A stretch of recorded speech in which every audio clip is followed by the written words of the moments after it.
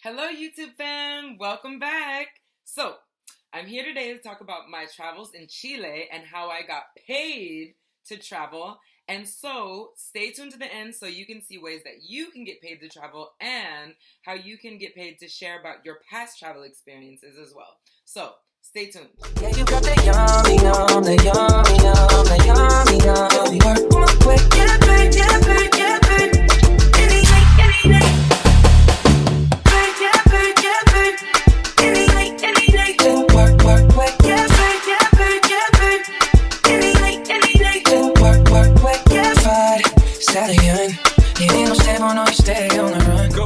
Whoa, what can I say? So many changes, so much growth. It's 2020, so Happy New Year, and it's about to be the end of Lunar New Year, so also Happy New Year for you all. What can I say? I'm definitely excited to share with you the ways that I was able to get paid to travel for the first time, and I'm definitely looking forward to more opportunities for that. So please do definitely stay tuned to the end where you can hear about ways to travel for free.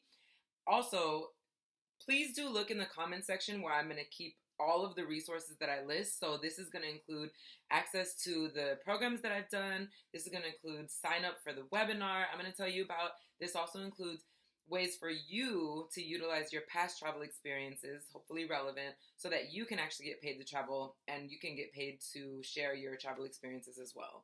So, all that being said, remember, please do like, subscribe, share, and also I love seeing your comments, so please do share them. I'll say keep your hating comments to yourself. That has nothing to do with me or any of the other people on YouTube or in the world. But we're here to create joy and share because there's just enough things keeping us down personally, spiritually, academically, economically, and so we don't need to do that to ourselves, right? So, getting right into it. I was able to get paid to travel, and I'm so glad I was because, y'all, I didn't go to the year of return and felt some kind of way about it. Sad. That's how I felt, distraught. And so my options were go to Ghana, have the most littiest situation, and party and spend all this money, or go and travel as a teacher, advance my career, and get paid. So it was like obvious. Basically, what it was is a international education program that's hosted through Stanford University. I know, y'all. This is like the first time I've never heard of this before, ever. And I have to give major credit to a colleague that I have that basically we met at a local conference for Black founders. And I gave my elevator pitch when I was introducing myself to the group in one of the sessions and said that I was a traveler and an entrepreneur and an educator. And any way that I could get paid or continue to do that, then I'd love to. So he came up to me afterwards and told me about this program, which is the Stanford Honors Academies. So this is basically a program that provides the opportunity for local instructors to be sent abroad to a number of different international locations, including Chile, Santiago, where I went. And so that's basically what happened. I'll tell you about the program, and then I'll tell you the way that I got in, because look, it's 2020, y'all, and we need to put our best foot forward and really believe in ourselves and don't take no for an answer. So that's basically what happened. So I'll tell you about the program, and then I'll tell you how I got in, and then I'll tell you how you can also get paid to travel and learn ways that if you've already traveled to share your experiences and get paid through your experiences, but then also through programs that we are developing at Ethnic Ties. So first things first. The program was one where I traveled to Chile, and in particular, I traveled to Santiago, Chile, which is the capital of a very beautiful nestled country, geographically nestled country in Latin America. It was amazing. I loved the experience. And so I would definitely recommend it to other people. Now, again, this was an educational program. And so I was teaching a class that I have a background in. And so that's what made me eligible, basically. So, basics of the program, it was for 2 weeks. I got my transportation, my international airfare, my lodging, and then materials, and if there was a visa requirement, that would have been paid for, and all those kind of things. All that was paid for. And on top of that, I was compensated as for the work that I did. And so what I did is I taught a class on design thinking and innovation for social change. I had done a program training or like a teacher's fellowship in that program before. And so I utilized some of the experience that I got there and then created my own curriculum and geared it more towards social innovation and social equity. So that was basically it. I worked with middle school students who were from different backgrounds. Most of them, I will say, did have, this was an honor society. So these were the students who tended to be more academically involved and academically advanced. And so it was really interesting because these were all Chilean students. They all spoke fluent English. They were middle school and they were brilliant. And so it was a huge opportunity for me because it was my first time. I've never worked with Stanford before. And there were 4 instructors that were sent to Chile, and then a number of other instructors that were sent to Brazil, Peru, Colombia at different times. That's not even to mention that there's a number of instructors that are going to different areas of the world, including Dubai, China, and different places. I just didn't have the availability for that. But if I did, then I would make myself open to any and all of them. Because again, this was paid travel, paid accommodations, and then paid for the work that I did. So I will just say it was amazing. I'm definitely looking forward to the next opportunity, and will say if anybody's interested that I'm a traveling teacher and will love to share my experience, and especially in community development, design thinking, innovation, entrepreneurship, and any things that have to do with human rights, equity, and education. So that was the program, basically, and it was different for me because I used to work in the hood, and the budget that I had for materials to request from Stanford was more than the budget I had for the whole year working as a public education high school teacher. So one part of it was like, oh, I don't know, I feel some kind of way, like I'm not used to this. But another part of it was like, hey, this is a great opportunity, and so you're going to do what you got to do, and you're just being you. I sincerely believe that you are the expert in your own experiences, and so we need to use those and leverage those to get to the places that we want to be, creating opportunities for ourselves in our lives. But how did I get into the program? So the guy who I met at the conference was super gracious in giving me the information, so I asked him if we could keep in touch. So we did. I got his email, and then I emailed him within like 1 or 2 days and asked him if he had opportunity to talk a little bit more about it. He did. He was super available, super just good people, you know what I mean? Just like good people. And so we talked, he told me about it, and I got some best pointers, learned more about the program, and then I applied. Made sure that my resume looked up to date and looked good, and then I applied for the program. One thing I'll say. On the application, there was the thing saying, how are you affiliated with Stanford? Now, folks, I'm not really affiliated with Stanford at all. So that's that. I've been to Stanford before. I have, been to, I will say that I did work with some of the students who are going to one of the programs they have like a summer program for under-resourced youth. And so I did work with one of those programs. But in terms of actually being affiliated with Stanford, the institution, not really. But I was like, I'm not going to let that stop me. And so I said that I was an alumni. There was no option for not being affiliated. And so it said alumni, faculty, professor, whatever. And I was like, I'm an alumna. Okay, whatever.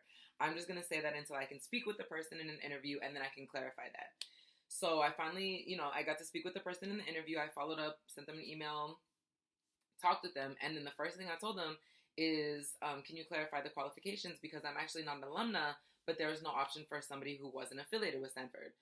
What's the thing she told me? Oops, that was actually a typo in the form, and so I need to fix that. Can I just tell you, and this is the thing about us believing in ourselves and taking our natural place based on our experiences and our expertise, I had sent the same application to about 15 of my friend educators. Not one of them applied. Why? Mostly because they're like, oh, I'm not qualified because I'm not an alumna. Don't ever take no for an answer. And there are structures and rules in place. And there are always flexibilities in these structures. That's what I believe. So that's how I got in.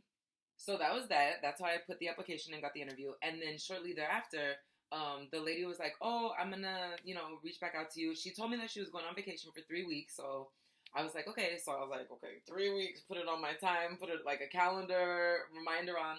And so when 3 weeks came up, then I reached back out to her and was like, oh, I'd love to continue the conversation. Nothing. She didn't get back to me. So then about 3 days later, I was like, hey, following up. Didn't get back to me. So then I was like, okay, well, I have her phone number. Let me call. Didn't get back to me.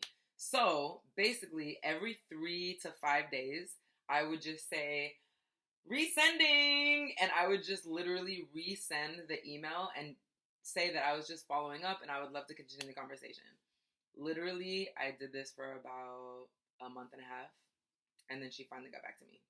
And so, and that's not, I know that people are busy. I don't have any kind of resentment about it. There was no time where I was just like, oh my God. No, I was just like, hey, this is about me and what I want to do. So I'm going to keep on going for it. Nothing to do with any outside resentment or me feeling of anything. I want to go for this. So I took the onus on myself.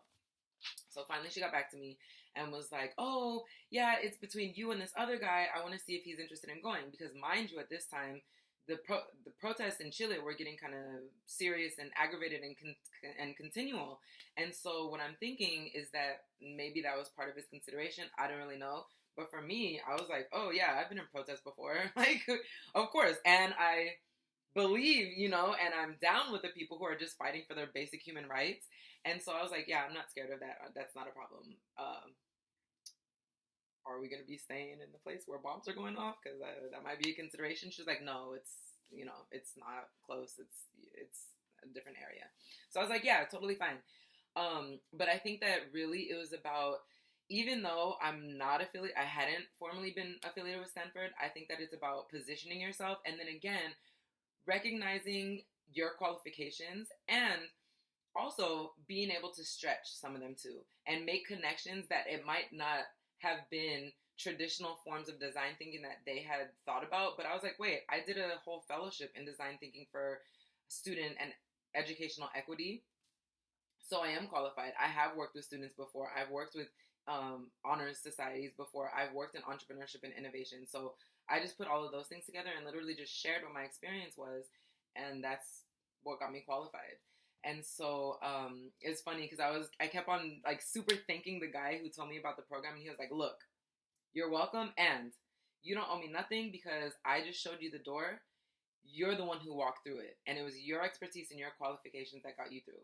And so I want to just say for all of you, please do take advantage of opportunities that make themselves available to you. If it's a problem of being scared or feeling unqualified, talk it out, write it out, cry it out, work it out, whatever. But do not let that stop you, okay? If they say no, okay, cool. I'm going to follow up with you next time. I'm going to go get qualified. I'm going to take this class. I'm going to do that. And then I'm going to come back next time, okay? Don't take no for an answer, especially in 2020 and all times.